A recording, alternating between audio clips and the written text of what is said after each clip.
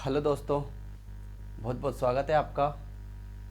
देखिए, हम मैथ्स का एलसीएम एचसीएफ का पार्ट 3 तक बना चुके हैं। आज हम करेंगे पार्ट 4। देखिए दोस्तों, पार्ट 3 में बहुत अच्छे से एलसीएम एचसीएफ को समझाया गया है। तो अगर आपने अभी तक वो वीडियो नहीं देखे हैं तो आपसे रिक्वेस्ट है कि आप ये वीडियो देखने के बाद में पार्ट 4 देखने के बाद में जो बाकी के 3 पार्ट हैं वो भी ज़रूर देख लें। ठीक है दोस्तों, आज हम शुरू करेंगे एलसीएम एचसीएफ पार्ट 4। देखिए, सवाल है, वह सबसे छोटी संख्या कौन सी है जिसे यदि 35, 45, 55 से विभाजित किया जाए तो शेषफल क्रमशः 18, 28, 38 प्राप्त हो जाए। ठीक है, शुरू करते हैं। देखिए दोस्तों, आपसे रिक्वेस्ट है कि अगर आपने अभी तक चैनल को सब्सक्राइब नहीं करा है तो चैनल को सब्सक्राइब कर लें,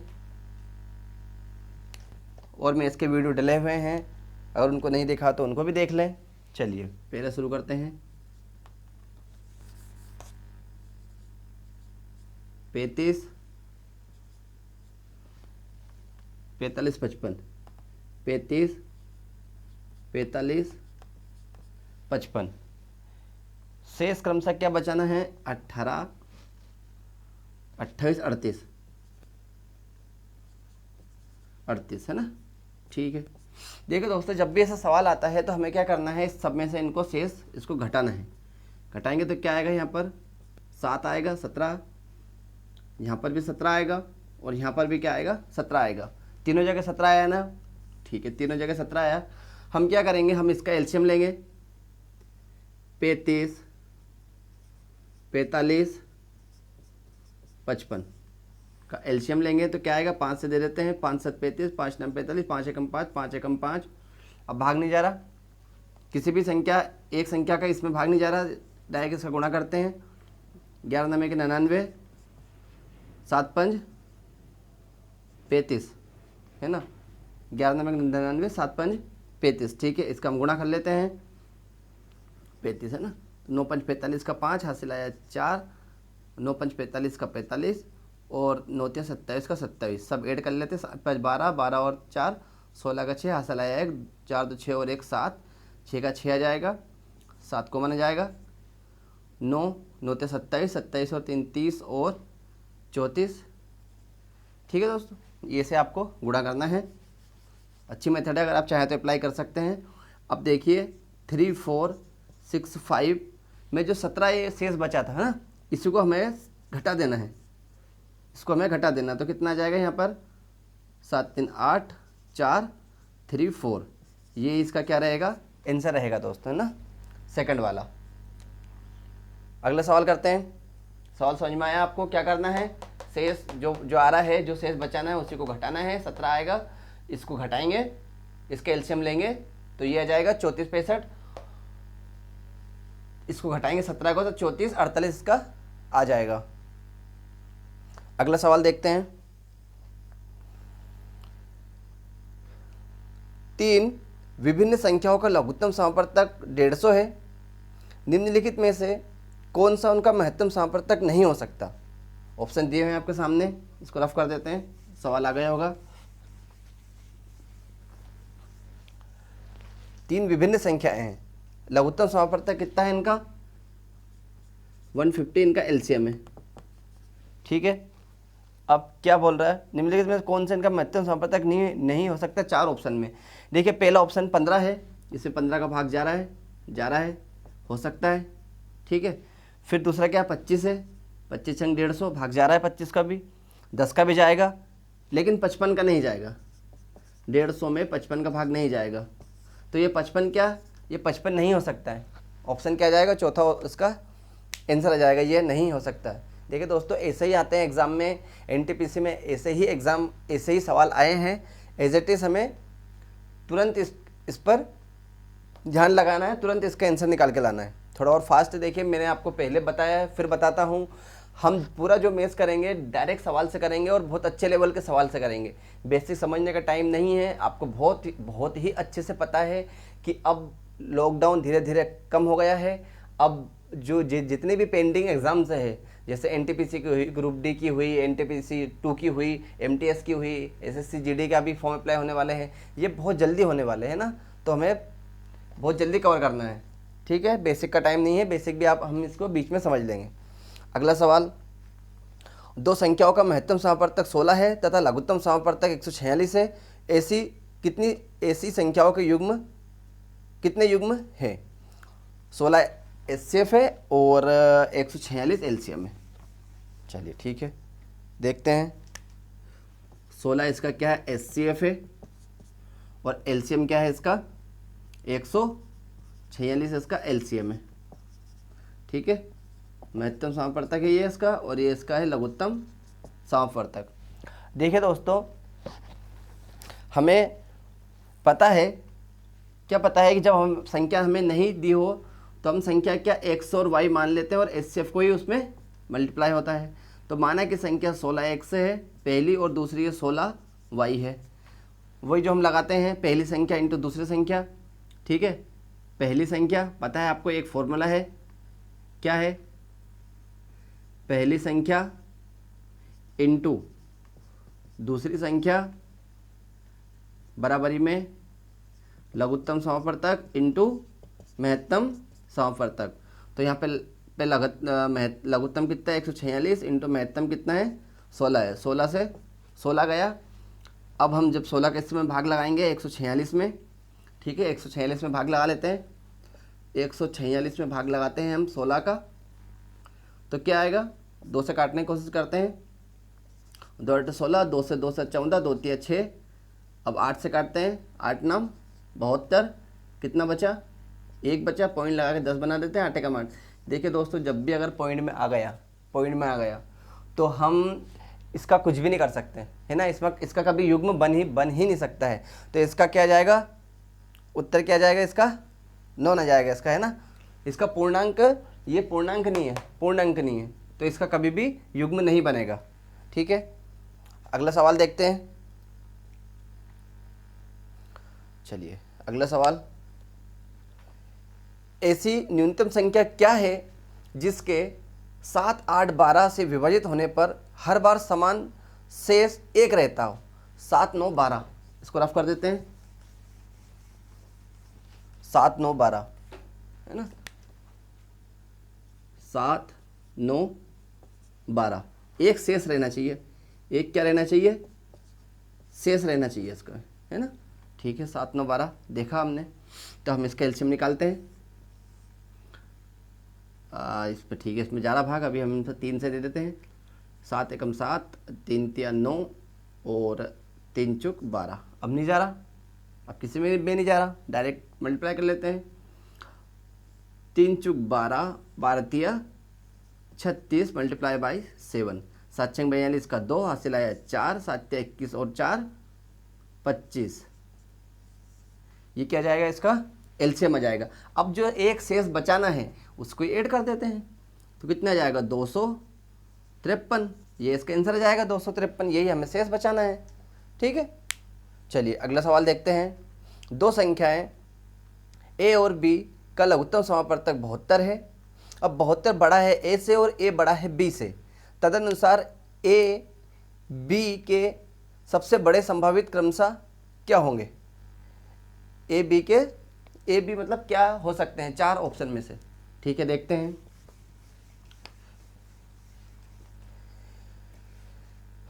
का लघुत्तम समापवर्तक 72 है।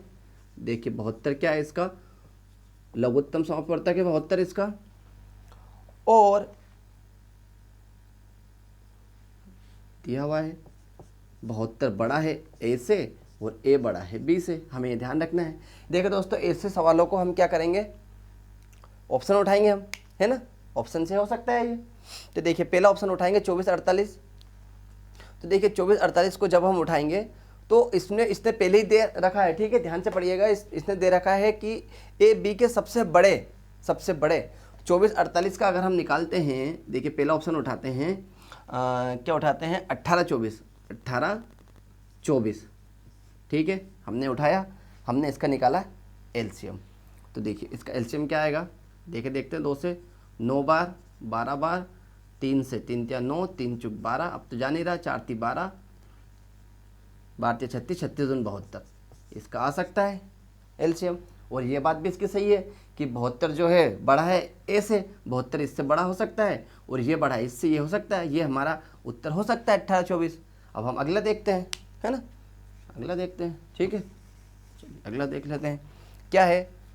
24 और 9, ठीक है, 24 और 9 उठा के देख लेते हैं, 3 से भाग दे देते हैं, 3 छकटा 3 3 8 24, 3 तिया 9, अब तो भाग नहीं जा रहा, 8 तिया 24 और 24 तिया 72, ये 72 एलसीएम हो सकता है। और ये 72 से 72 बड़ा है 24 से, और 24 बड़ा है 9 से, ये भी हो सकता है, इसका 72 भी हो सकता है, ठीक है। चलिए और 24 9 भी हो सकता है, लेकिन हमें बड़ा चाहिए, क्या चाहिए, बड़ा चाहिए। हम तीसरा उठा लेते हैं। देखिए चौथा तो हो नहीं सकता क्योंकि 72 48 है, 72 बड़ा है ए से, एक तो बड़ा रहना चाहिए, है ना, तो ये 72 72 तो बराबर हो जाएंगे, तो चौथा तो हो नहीं सकता। तीसरा उठा के देख लेते हैं, 24 और 36, ठीक है। अब इसका उठा के देते हैं, 2 से दे लेते हैं, 12 बार 18 बार, 2 से 6 बार, 2 से 9 बार, 3 से 3 तिया 9, 3 दून 6 और 3 तिया 9, ठीक है, अब नहीं जा रहा, 3 दून 6, 6 तिया 18, 18 दून 36, 36 दून 72। देखिए ये कंडीशन प्रॉपर यहाँ पे अप्लाई हो रही है। इसका एलसीएम 36 आ गया। अब यहाँ पे 72 इससे बड़ा है और ये इससे बड़ा है, तो बड़ा से बड़ा चाहिए, तो ये हमारा आंसर आ जाएगा, है ना, 24 36 इसका आंसर आ जाएगा, ठीक है। चलिए अगला सवाल देखते हैं। अगला सवाल क्या है, अगला सवाल आपकी स्क्रीन पे आ गया है। 2 दी गई संख्याओं का लघुत्तम समापवर्तक इन संख्याओं के महत्तम समापवर्तक का 6 गुना है, ठीक है। हमने देखा, इसको रफ कर देते हैं। हमने देखा, देखिए दोस्तों, यहाँ पे हमने देखा कि महत्तम समापवर्तक, जो महत्तम समापवर्तक है HCF, वो क्या है, अगर वो 1 से है तो LCM जो है लघुत्तम समापवर्तक LCM, इसका कितना है, इसका 6 गुना है, मतलब 6x है ना। अब क्या कह रहा है, तदनुसार इन दोनों संख्याओं में छोटी संख्या 6 है, तो दूसरी संख्या कौन सी है। देखिए दोस्तों, ये सवाल एग्जाम में आया हुआ सवाल है ना, ठीक है, देखते हैं कौन सी है। तो हमें पता है कि एक संख्या क्या है, 6 है, छोटी संख्या क्या दे रखी है, छोटी संख्या 6 है, लिख लेते हैं, छोटी संख्या 6 है, बड़ी संख्या हमें निकालनी है, ठीक है। देखिए इस सवाल को हम ऑप्शन से ही करेंगे, ठीक है, ये ऑप्शन से जल्दी आ जाएगा, है ना, इसको हम मेथड से नहीं कर सकते। बड़ी संख्या क्या मानेंगे, अगर हम y भी मानते हैं तो नहीं कर पाएंगे। अगर 1 से मानते हैं छोटी संख्या, वही पहली संख्या इंटू दूसरी संख्या y मान लेते हैं बड़ी संख्या, और इसका ये अगर मानते हैं तो कैसे करेंगे, यहाँ पे भी तो x है ना, तो हम क्या करेंगे, ऑप्शन उठा के देखेंगे, ठीक है दोस्तों। ऑप्शन उठाते हैं, पहला ऑप्शन उठाते हैं 15, चलिए 15 उठा लेते हैं। माना कि छोटी संख्या 6 है, बड़ी संख्या 15 है, और यहाँ पे x इंटू 6x, आपको एग्जाम में बहुत फास्ट करना पड़ेगा, ठीक है, 6 से 6 कट जाएगा, यहाँ पे 15x का वर्ग आया। क्या ये हो रहा है, क्या 15 इसके वर्ग में निकाल सकते हैं, नहीं निकाल सकते, ये नहीं हो सकता है। चलिए दूसरा उठा के देखते हैं। दूसरा ऑप्शन क्या है, 18, ठीक है, मान लो एक संख्या 18 होगी, बड़ी, छोटी 6 होगी, और ये एलसीएम हो गया, इसका HCF होगा 6x, ठीक है दोस्तों। चलिए देखते हैं, ये दोनों तरफ बराबर होना चाहिए इधर, ठीक है, हमें पता है एलसीएम HCF का गुणा करते हैं तो जो आंसर आएगा वही दोनों संख्याओं का गुणनफल आना चाहिए। 6 से 6 गया, देखिए 6 से 6 गया, अब ये हो जाएगा x का वर्ग, ये हो जाएगा 18। क्या 18 में x का वर्ग निकाल सकते हैं, नहीं निकाल सकते, ये भी नहीं होगा। चलिए अगला सवाल देखते, चलिए तीसरा ऑप्शन उठाते हैं, 9 है ना, तो 9 हो गया एक संख्या, दूसरी हो गई 6, और ये हो गया इसका HCF, ये हो गया इसका LCM हो गया, ठीक है। काटते हैं, 6 से 6 कट गया, यहाँ पे आ जाएगा 9, यहाँ पे आ जाएगा x का वर्ग, ये तो हो सकता है। 3 बराबरी पर x, इसको निकालेंगे तो x की जगह रख के देखते हैं यहाँ पर, तो यहाँ कितना आ जाएगा, 6 तिया 18, और यहाँ कितना आ जाएगा, 3 आ जाएगा। अब इसको हम वेरीफाई करके देख लेते हैं, ठीक है, पहली संख्या इंटू, देखिए पहली संख्या क्या है 6 है, दूसरी संख्या क्या है 9 है, इधर HCF क्या 3 है, LCM क्या है 18 है।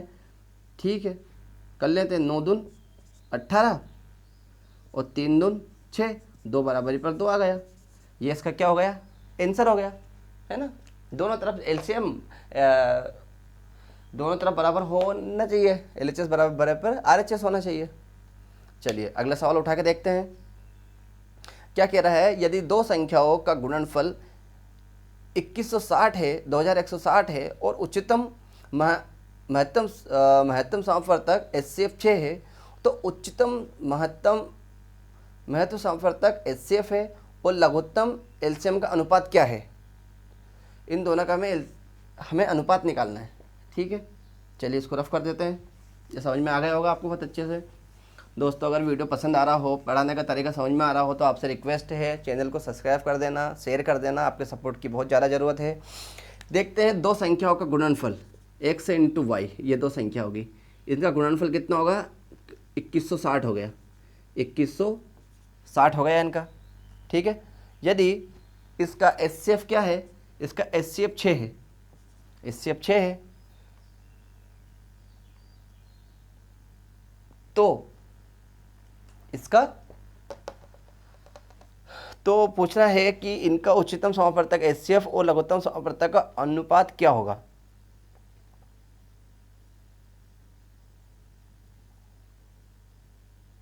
ठीक है, देख लेते हैं क्या करेंगे।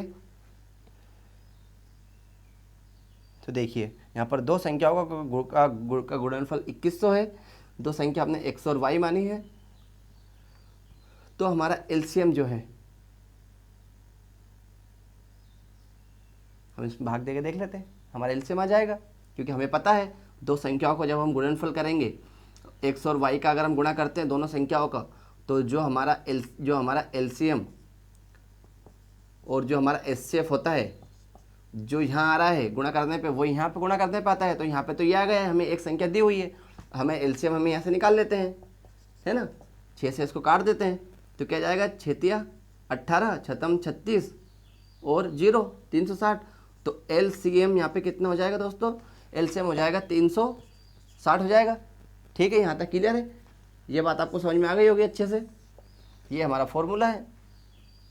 अब हमने देखा, अब हमें क्या चाहिए LCM। देखिए यहाँ पे बहुत ध्यान दीजिएगा, हमेशा एग्ज़ाम में क्या आता है, यहाँ पर लिखा हुआ है कि इसका HCF और इसका उच्चतम HCF और लघुत्तम क्या होगा। मतलब कि आपको HCF पहले लेना है और LCM बाद में लेना है। कभी कभी क्या होगा, वो LCM को पहले बोल देगा और HCF को बाद में बोल देगा, तो ऑप्शन पर ध्यान रखिएगा। तो यहाँ पे HCM हमें पहला बोला है, तो हमारा HCF क्या आ जाएगा, देखिए HCF क्या हो जाएगा, ये हमारा HCF हमारे पास 6 था, 6 है, और LCM क्या है 360 है। काटने की कोशिश करते, 6 कम 6 6 36 और 0 1:60, इसका आ जाएगा उत्तर। चलिए अगला सवाल देखते हैं, अगला सवाल पढ़िएगा, अच्छा सवाल है अगला भी, देखते हैं। चलिए अगला सवाल, आई होप आपको समझ में आ रहा होगा। चलिए अगला सवाल कह रहा है, दो संख्याओं का लघुत्तम समापवर्तक उनके महत्तम समापवर्तक का 4 गुना है। चलिए इसको रफ कर देते हैं। दो संख्याओं का अगर HCF इसका मतलब महत्तम समापवर्तक है ना, HCF इनका अगर x है, तो इनका लघुत्तम समापवर्तक क्या होगा, इनका LCM क्या होगा 4x, इसका 4 गुना है ना। साथ ही उन दोनों का योगफल 125 है, यानी इन दोनों को अगर मैं जोड़ देता हूँ x प्लस 4x जोड़ देता हूँ तो 125 आता है। ध्यान रखिएगा यहाँ पे, नहीं तो आप दोनों संख्याओं को जोड़ दें, LCM HCF को जोड़ना है।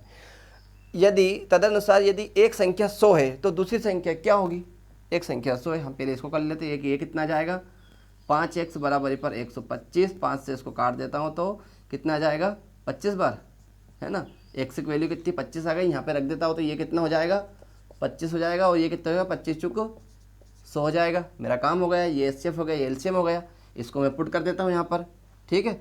देखिएगा यहाँ से पहली संख्या 100 है, दूसरी संख्या निकाल के लानी है। एलसीएम पता है 100 है, एचसीएफ पता है मुझे क्या है 25 है। काट देता हूँ, 100 से 100 कट गया तो x की वैल्यू, दूसरी संख्या की वैल्यू कितनी मिल गई मुझे 25। ये इसका क्या रहेगा आंसर रहेगा। समझ में आया आपको? चलिए, मज़ा आ रहा है दोस्तों समझने में, पढ़ने में? चलिए अगला सवाल देख लेते हैं। देखिए मुझे पता है यहाँ पर मुझसे भी कई अच्छे अच्छे टीचर हैं जो बहुत अच्छे से मैथ्स पढ़ाते हैं, लेकिन दोस्तों सभी का पढ़ाने का और पढ़ने का, समझने का या समझाने का अपना अपना तरीका हो सकता है।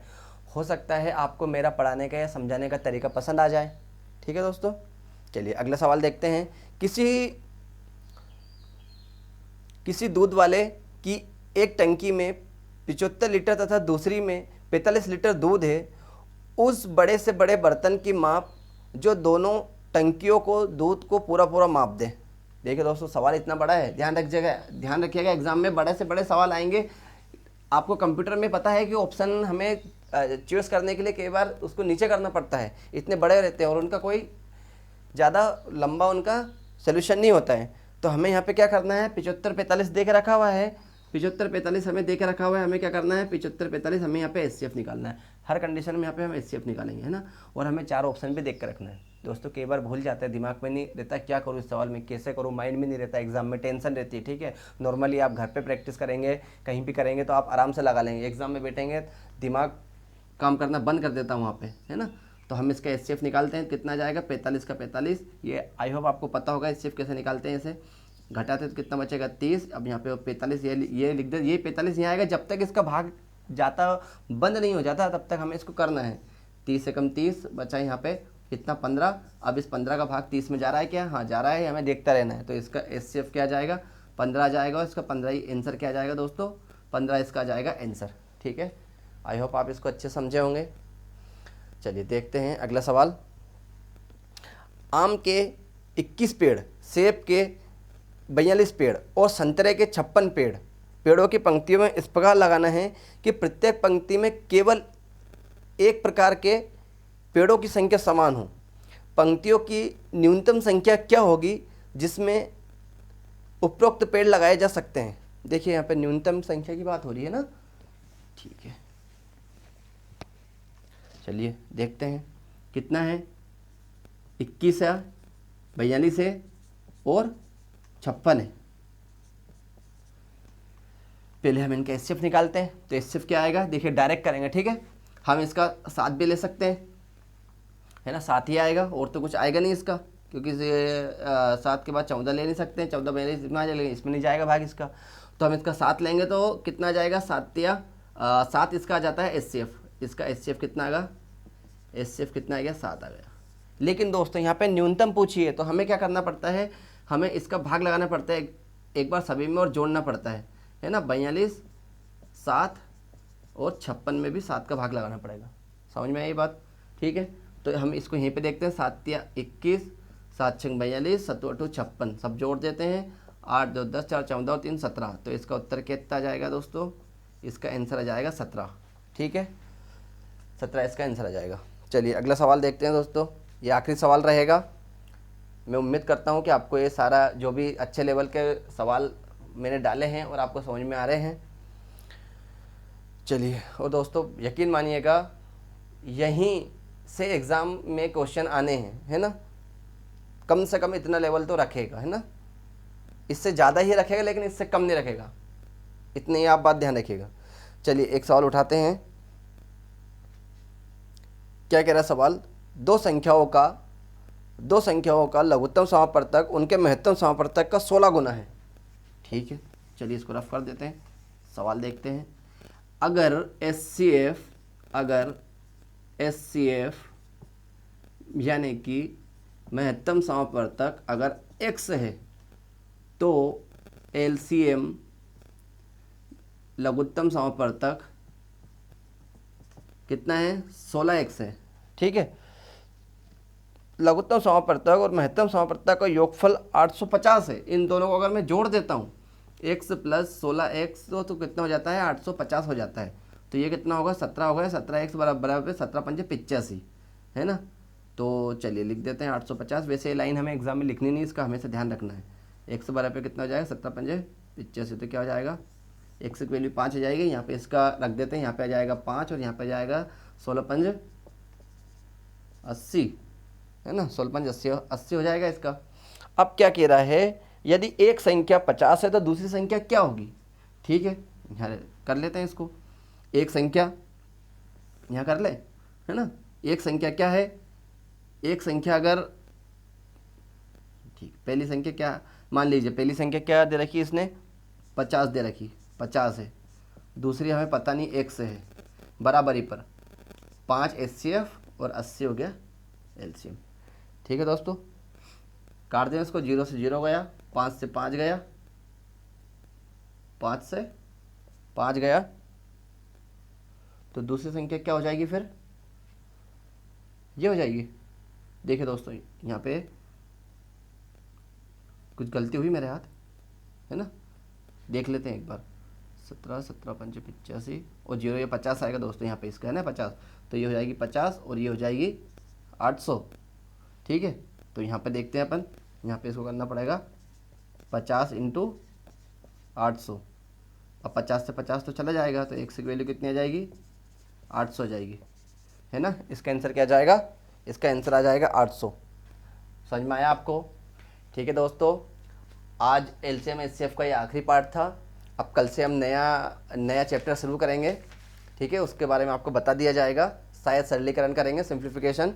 दोस्तों अगर वीडियो पसंद आया है तो आपसे रिक्वेस्ट है, चैनल को सब्सक्राइब करें, लाइक करें, कमेंट करें और शेयर करें। और दोस्तों अगर पसंद नहीं भी आता है आपको किसी कारण से, तो आपसे यही मेरी रिक्वेस्ट है कि आप चैनल को सब्सक्राइब जरूर करें। दोनों ही कंडीशन में, लाइक करें या डिसलाइक करें, आप चैनल को सब्सक्राइब जरूर करें। चलिए मिलते हैं अगले वीडियो में। जय हिंद, जय भारत।